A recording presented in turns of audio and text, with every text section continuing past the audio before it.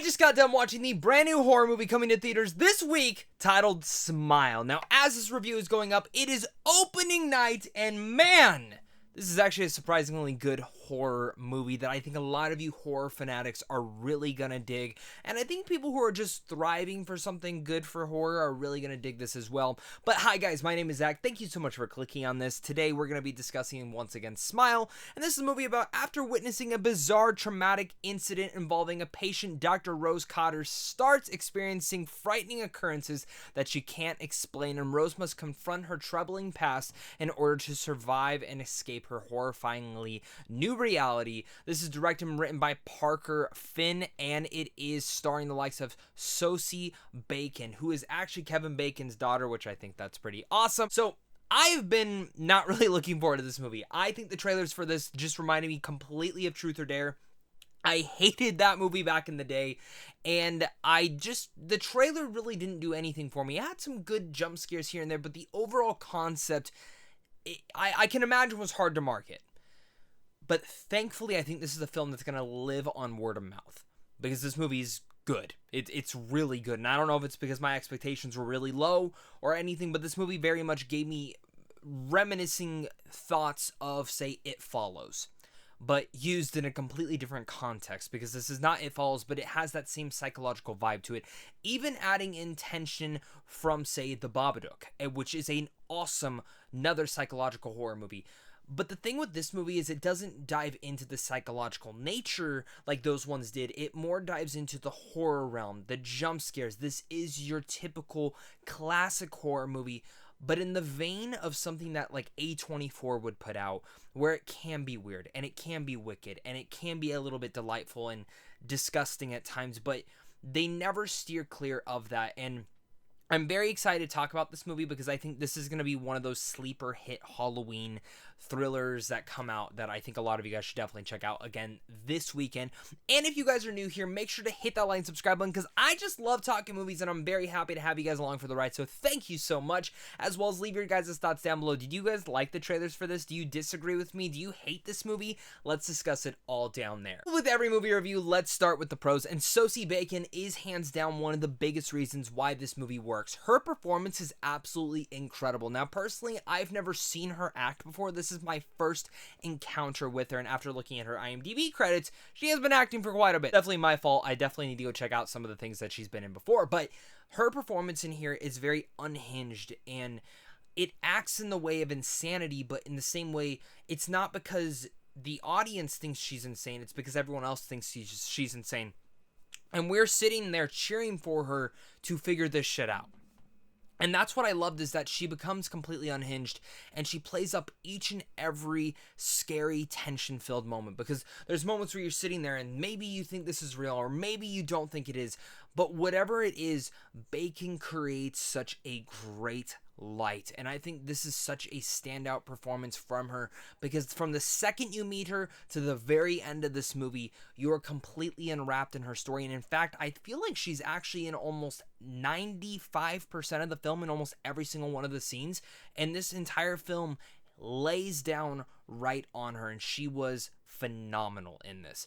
Adding in as well, I think Parker Finn is a name to look out for. This new director and writer, which again, never seen anything from him, never heard of his name before. This guy came out of nowhere, directs the hell out of a concept that again could have easily been executed in any less of a weaker manner, could have made this movie, let's just say, not great. Because like I mentioned, I gave it the thoughts of It Follows and The Babadook, but the best way to actually compare this movie is it's a better version of The Happening and a lesser version of It Follows, but it's still a really good movie. I just have an affection for It Follows. That's like one of my favorite horror movies of the last 20 years.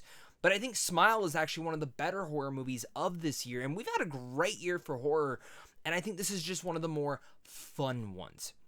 Like, every single moment in this film, to nearly almost every moment, it really builds this unnerving tension to the point of, and I'm gonna be frank and honest, my parents got this giant skeleton and they put it outside our door, and that's usually the door I go through. So I pull up and I look and I see this giant skeleton in the doorway, and I said, nah, I'm good. And I opened the garage and I went through there. And I thought, you know, this film really did get under my skin. The smile, like, I know the pun will be said, and many people will probably be saying it in their reviews and their reactions, but it's true. Like, you will never look at a smile again the same way. Like, this smile throughout this movie is creepy, and Parker really develops that and gives not it heart, but horror to it all.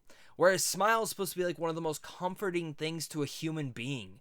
In this movie, he twists and turns that into the creepiest, most terrifying thing that you could possibly see. And in fact, you know, if you've seen the trailer, you can understand that there's something going on with this.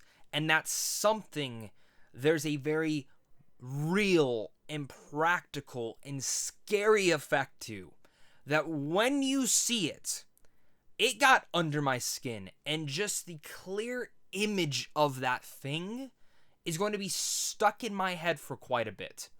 And it kind of is crazy because, like I mentioned, this has been a great year for horror. So there's other things this year that I've seen that have been stuck in my head. And this is just adding to it. Like, my anxiety is up to here. We got Barbarian. We had Nope, so I can't look up in the sky. Barbarian makes me not even want to go into a house anymore and figure out that there's some layer going down. And now this is going to make me scared to look at smiles. Like truthfully enough. And I think that's one of the best elements of this entire film. I think that's when you go to a horror movie, you want those added elements. You want to be scared. And adding in there, this is not your typical psychological horror movie. It does have psychological moments, but it is a jump scare galore. Which, that's, you know, I have some issues with some of those, and I'll talk about it in a second, but for a majority of those jump scares, almost every single one of them works, and one of them in particular, I'm not even going to say where it's at, but you'll know the one. I knew it was coming, but the way that he built up to it, the way that it was executed was great. And this is actually one of the few that was not in the trailer, so props to that. But speaking of those jump scares, let's dive into my mixed aspects of the movie. And one of those is actually some of the jump scares. Some of the jump scares, should not have been in the trailers at all. I understand you got to sell a horror movie, but there's one in particular that you've probably all seen. It's the one of this lady walking up to a car and something goes on with her head. Gross. And I hated that they had that in the trailer. That would have been one of the scariest moments in the entire film. And there's certain things in there where there's probably a jump scare almost every 10 to 15 minutes, if not more, throughout the movie. And each jump scare, for a majority, I would say at least 85% of them are something real. Like, there's something terrifying hiding behind them. But those other ones are the ones that I'm a little bit mixed on. I do wish that they actually took some time to develop and build up tension and then maybe lead into not a jump scare, because that's when it would make it less predictable. And that's like my one mixed element of it, is that certain things that were maybe fake out jump scares, which were still good, loud sounding jump scares that made me jump, I wish they weren't there. When I say that I didn't want them there, I really do wish that they just spent their time and maybe did have fake out ones where you think a jump scare is about to happen, but it doesn't. And it leaves you unsettled going, okay, when is that jump scare going to come? Because pretty much every single build-up one, it gets a little bit repetitive in there. And speaking of the repetitiveness, let's talk about my issues with Smile. Because like I mentioned, my expectations for this movie were pretty low. So maybe that's why I did enjoy this movie so much. But it is a damn good scary movie.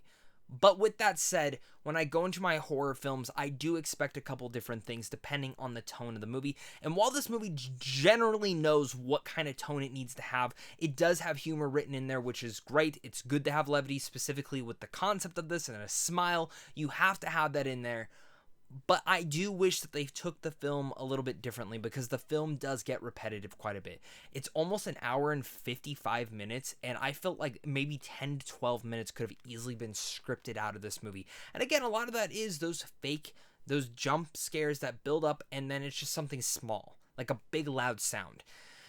And I wish they would have taken their time of just building up those moments and then leaving us unease for when is that jump scare going to kick in. I think that's like one of the big elements, because it does get repetitive in those natures. And even the story gets a little bit repetitive, because I really dug the mythology, the concept, and everything of that nature that the story actually builds up. But when you look at the overall thing, you're like, okay, you found that out. Let's end this.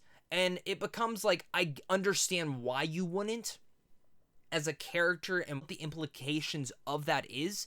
But if you do really think about it, there's certain ways that you could really move along. Like, what are the pros and cons of this all, you know? So There's certain elements in there when it comes down to the mythology that, again, just felt repetitive. And I think that's the one thing that I can repeat into this, is that the film feels repetitive. It feels like it's a 90-minute horror movie stretched into an almost 2-hour horror movie. And I personally wish the movie was shorter. I think it would have made the movie better, unless they wanted to dive into more of the mythology and become less repetitive. But that's about it when it comes to my issues. Smile, the movie got right under my skin in a completely unhinged way. And Sosie Bacon absolutely gives a phenomenal performance. The jump scares in here are pretty much good for 85% of the way. Film becomes a bit repetitive throughout it all, but still, this is a really good horror movie that I cannot wait to discuss with more people. Surprisingly good, to say the least, and Parker Finn has a future ahead of himself as a filmmaker. So with all that said, I'm going to give Smile a B. Thanks so much again, guys, for watching this. You guys are really all the best. Make sure to hit that like, subscribe button, comment down below your thoughts. Head on over to Sam Films on how to see films early, and of course, until next time, stay classy.